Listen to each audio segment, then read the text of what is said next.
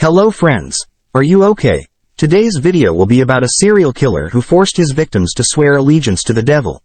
He is Richard Ramirez, who is considered one of the most famous names in the list of serial killers in the world. But before the start of the video, do not forget to support us by subscribing to the channel and activating the bell button to receive all new. Let's get started.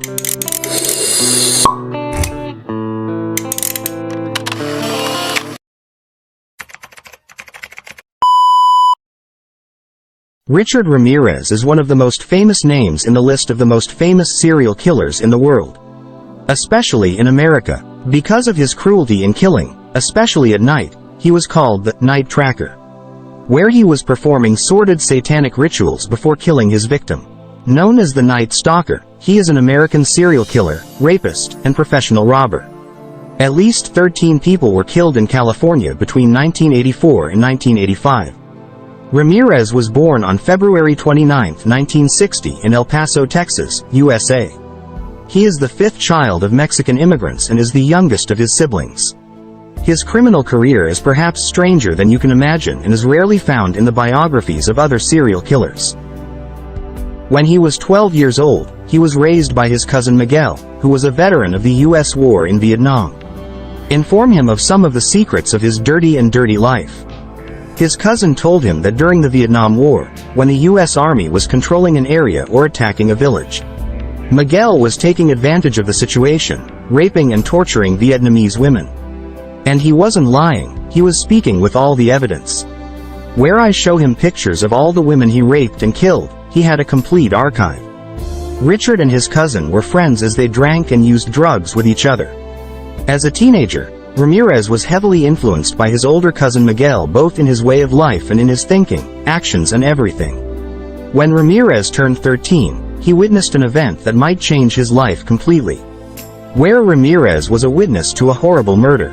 Where his cousin Miguel shot his wife dead, Ramirez watched this scene with his own eyes, right in front of him.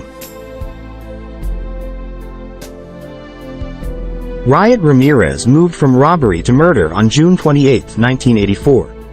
Ramirez committed his first known murder, raping and stabbing a 79-year-old widow, Jenny Finshaw, after breaking into her home at night, where he sexually assaulted her and killed her with several stab wounds. And not only that, but he ended his crime by cutting the victim's throat.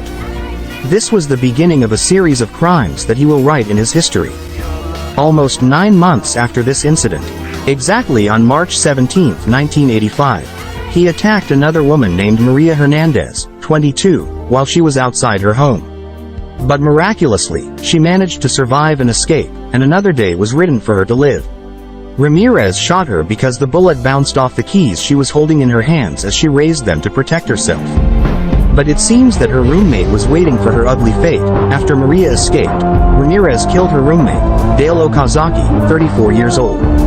Obviously, Ramirez was not satisfied with his brutal desire. Because on the same night, just an hour later, Ramirez attacked another woman on the road, 30-year-old Tsai Lian Yu, where she was in her car, and he pulled her out of her car and shot her several times and killed her. Because the two attacks took place on the same night, the media took a lot of interest in this news, which in turn led to panic and fear among the people, as media reports began to arrive stating that this killer had long curly hair, bulging eyes, and spaced teeth. The pace of killing began to accelerate, as after only 10 days, that is, on March 27, Ramirez killed 64-year-old Vincent Zazara and his wife, Maxine, 44. This human demon mutilated Mrs. Zazara's body with several stab wounds and carved a letter T on her left breast. And he ended his crime by having Ramirez gouge out her eyes and throwing them away. Ramirez's attacks were at their maximum intensity, which was the reason for the beginning of the discovery of his mystery to the police. As he began to leave traces of him, in addition to that, many eyewitnesses were able to identify his physical characteristics. The media dubbed him the Night Stalker. Survivors of his attacks gave police a description of a tall, Hispanic man with long, dark hair. On May 29, 1985, Ramirez attacked Malviel Keeler, 83, and her disabled sister, Blanche Wolfe, 80. The tool of the crime this time was a hammer, as both of them were hit with the hammer. At the end of his operation, Ramirez painted the five-pointed star of Satanism on Keeler's thigh and on the wall in the bedroom using lipstick. The next day, his attack was on another house, which was inhabited by 41-year-old Ruth Wilson, with her young son of 12. The poor child is in the closet, but it seems that Ramirez has no pity or mercy because as soon as he killed Ruth, he took the child out of the closet, slaughtered him, and then tied them together, and he was arrested because of his attempt to steal 2 cars in Los Angeles, where he failed in that. As he was severely beaten by some of the people present, there were those who saw him stealing, and in a few minutes the police came to arrest him. After his arrest, and based on a lot of evidence and witness statements, it was confirmed that Ramirez was the Night Stalker, and accordingly his trial began, after it was postponed several times, in January. During his trial, a strange situation occurred that attracted Ramirez's followers and supporters, all of whom are Satanists, most of whom wear black clothes. Ultimately, the jury returned a unanimous verdict of Ramirez guilty of 43 counts, including 13 counts of murder, 5 counts of attempted murder, 11 counts of sexual assault, and 14 counts of burglary. Thus, he received an official death sentence in a poison gas chamber on November 7, 1989, and the judge stated that his crimes showed cruelty and brutality beyond any human imagination. Ramirez never expressed remorse and was sent to San Quentin Prison in California to spend the rest of his miserable days.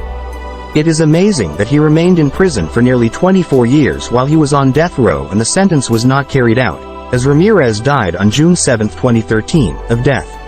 Age 53, diagnosed with Hodgkin's lymphoma. Thanks for watching. We will meet again in a new video.